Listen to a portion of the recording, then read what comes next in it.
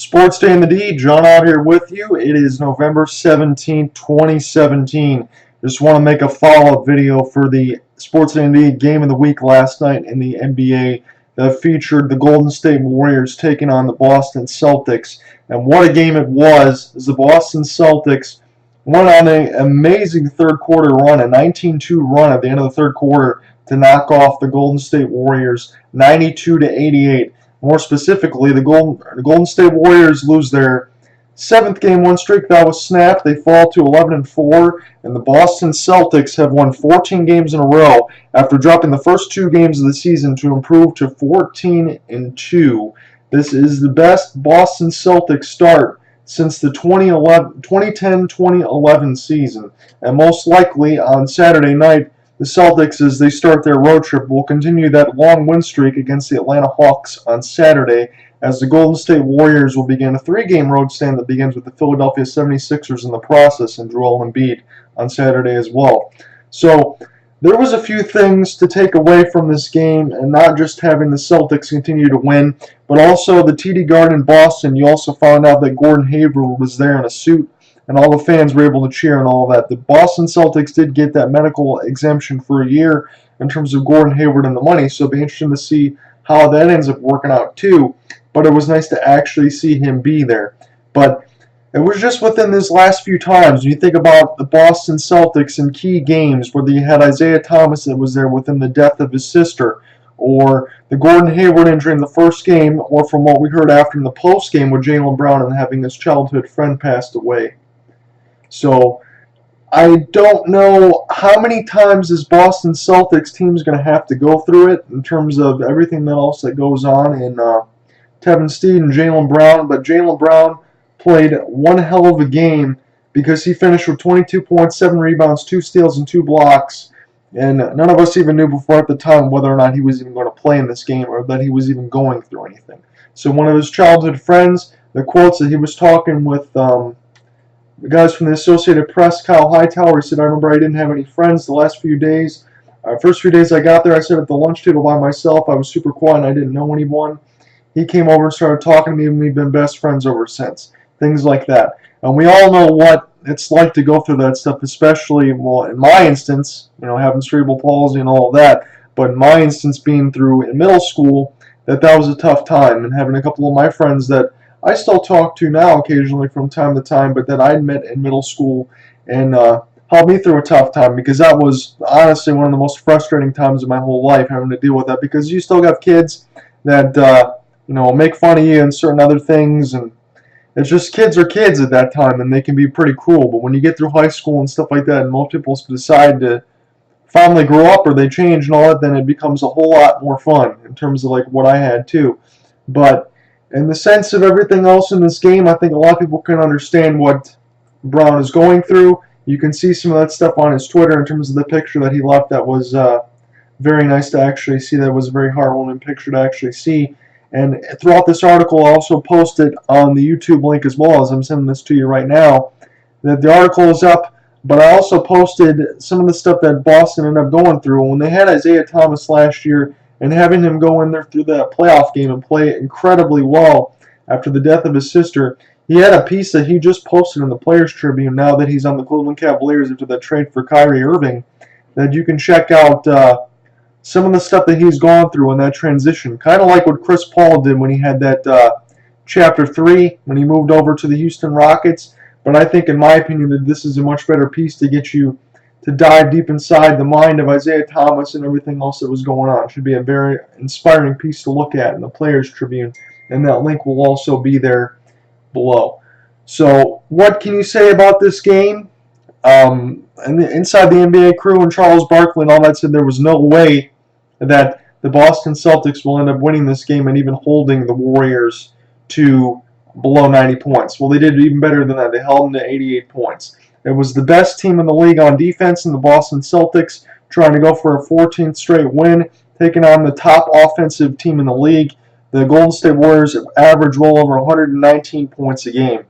And the Celtics didn't really shoot that well, but neither did the Golden State Warriors. You had Steph Curry throughout this game.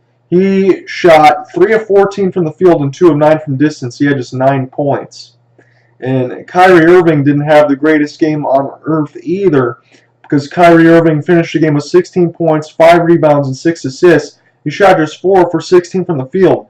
But the difference between Kyrie Irving in this game especially, and they've known it from him in the Cleveland Cavalier days when they ended up winning a title, is that Kyrie Irving can become the closer for this team. And right now, if I had to vote for the MVP race right now, I'd be giving it to Kyrie Irving. He did shoot 4 of 16 from this game, but 11 of his 16 points came in that final stanza in the fourth quarter.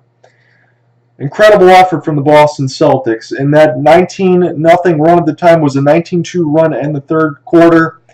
Specifically, I can recall a few points from that game in terms of the Jaylen Brown and his effort. Not only getting his shot blocked by Kevin Durant as he was on the three-point line, he proceeds to drive baseline, get his own rebound, get a putback, and put it in.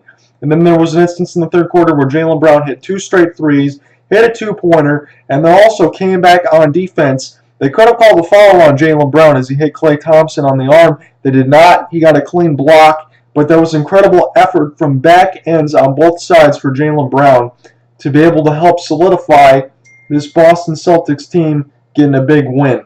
And what more can you say in terms of Boston Celtics? Again, we'll all talk about it. We're probably going to talk about it for the rest of the year within that Gordon Hayward injury and the things that go on with this team. And yet, they still find a way to keep moving on.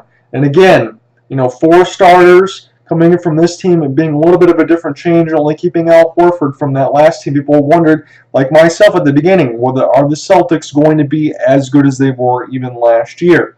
Right now, they're doing it. And I know Charles Barkley mentioned that the Boston Celtics schedule might have been a little soft, and maybe that's why they're getting some of these wins and things like that. But at the end of the day, 14 in a row is 14 in a row. And they were able to make a statement game tonight. As I went on a limb, I'm talking to a couple of my buddies here and saying, who do you think is going to win this game tonight? And I said, I'm going to go out on a limb and pick the Boston Celtics, because I think this is still one of those games, even though they'd finished first in the East last year, still thought it was one of those games that Boston would go out there and have to try to have a proving ground, not only just having new starters and things like that, but they want to go ahead and win the Eastern Conference. They want to get into the NBA Finals, and I think this team can be good enough to do that. But it's one of these games last night where you would see where they go up and stand. And they held the Golden State Warriors in check. And keep in mind, again, this is a team that has Klay Thompson, Steph Curry, Kevin Durant, and Draymond Green all on the same squad, pretty much all in their prime still. Maybe you can talk about Kevin Durant maybe a couple of years outside of that, but nonetheless, none of these guys have lost any steps, and this is still the team that won the 73 games and did all of that, and now you have the Boston Celtics, and Steve Kerr's comments saying that they're the best team in the East. Not necessarily saying that they were the best team in the league, but the best team in the East.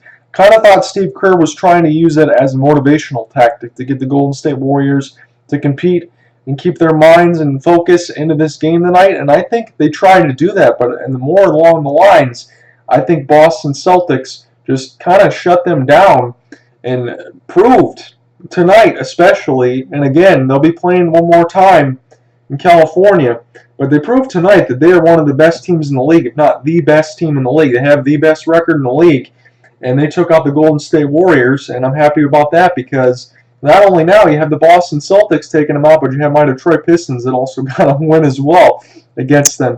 So Golden State Warriors, I wouldn't say they're vulnerable, but this is one of those games that they want to get at tonight, because you would think the Boston Celtics are going to go out there and give their best effort in terms of a game they want to go out and win, and they did that. And Jaylen Brown was exceptional, and I have to give him full kudos for that, considering, again, it's a player's decision on whether or not they want to go out there after a traumatic event, something like that happened, and he came out big time in a way.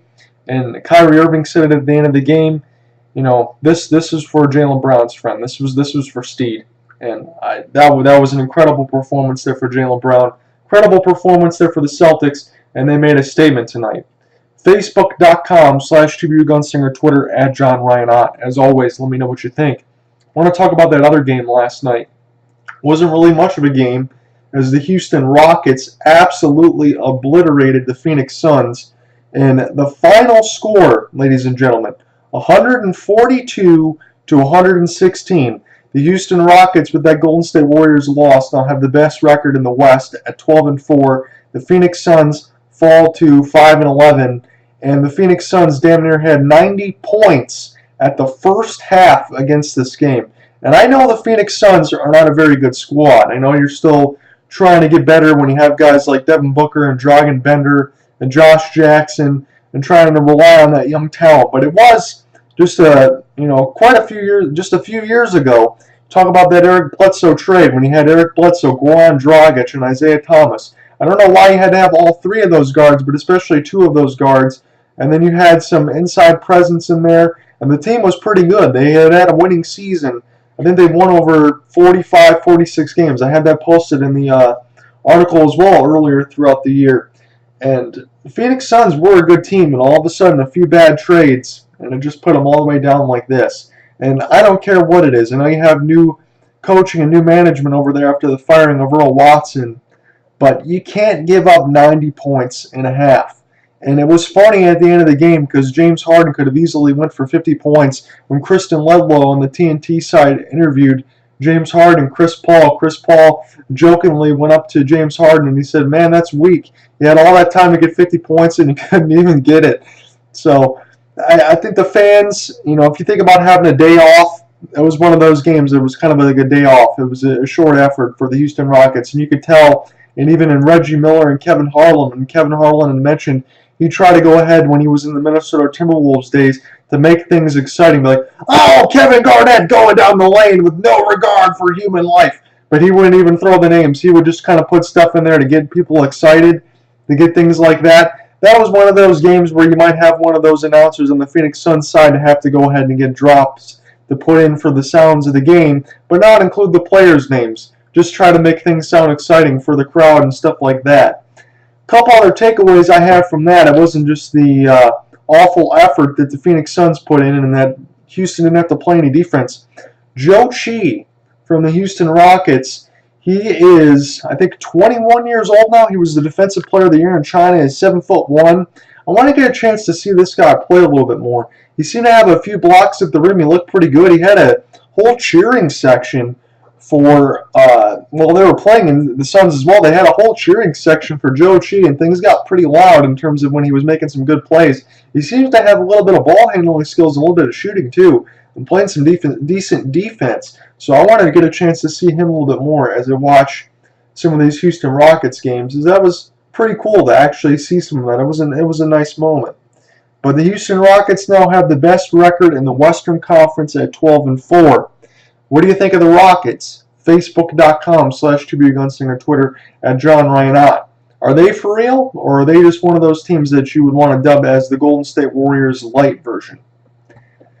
That's all I got for you as far as the Thursday recap is there were just two games on the night on NBA on TNT. In case you had missed it, you had Shaq, Ernie, Charles, and Kenny talk about some of that stuff and what they thought about the Boston Celtics and the Golden State Warriors, and fans were joking around and saying that, Charles Barkley hates the Boston Celtics more than he hates vegetables. But it was even a proving ground for Charles, and so they played a damn good game, and it was pretty interesting in terms of what he thinks that they could do. He still doesn't know if the Boston Celtics are as good as they were last year, but it was a darn good effort for them, and it was really nice to see. And as far as the rest of the league and the things going on, for my sense of the things, I have the Detroit Pistons taking on the Indiana Pacers tonight, so I'm hoping they get back on track and get a win. And as far as Sports in the D coverage, you have the Red Wings taking on the Buffalo Sabres, so hopefully Detroit can double dip and get a couple of wins. And then we'll be going on Saturday in the part of college football and getting a little bit of that landscape figured out. And the Detroit Lions are going to get set to take on the Chicago Bears and then get set for their Thanksgiving matchup on Thursday. So there's going to be a lot going on around here. I might have some things going on, little mentions for the channel as that goes along throughout the week, because there might be some stuff on the horizon for me, and I'll let you know if that changes some stuff going on the channel. But as far as I'm aware of right now, still going to go ahead and always give you the Sports Day Game of the Week, Sports Day Game of the Week, whether it be NBA or NCAA college basketball. I want to get that stuff in there where we end up doing a full story, a play-by-play, and an audio and video recap, because I want to get this stuff up here on YouTube so you guys can see it. And as always, let me know what you think. But this will be John Ott signing off for November 17th, 2017. As always, guys, have a good one, and I will talk to you next week and talk to you sometime soon. Appreciate it.